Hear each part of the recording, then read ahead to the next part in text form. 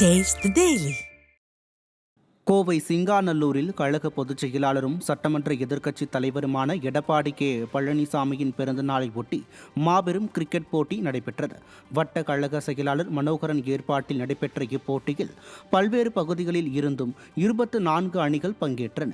போட்டிகள் நிறைவடைந்ததும் முன்னாள் அமைச்சரும் அதிமுக தலைமை நிலைய செயலாளருமான SP வேலுமணி கலந்து கொண்டு வெற்றி பெற்ற அணிகளுக்கு கோப்பைகளை வழங்கினார். மேலும் சிறந்த பந்து வீச்சாளர், சிறந்த பேட்ஸ்மேனுக்கு பரிசுகள் வழங்கப்பட்டதுடன் போட்டியில் கலந்து கொண்ட அனைவருக்கும் நினைவு பரிசு வழங்கப்பட்டது.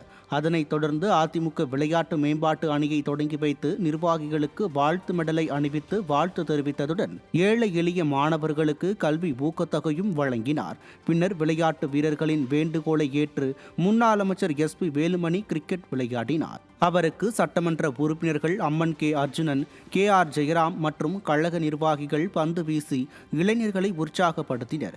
இந்நிகழ்ச்சியில் மாவட்ட அம்மா பேரவை செயலாளர் R பிரபாகரன், பகுதி கழக செயலாளர்கள் உலகநாதன், மதனகோபால், வட்ட கழக செயலாளர்கள், விளையாட்டு வீரர்கள் என ஏராளமானோர் கலந்து கொண்டனர்.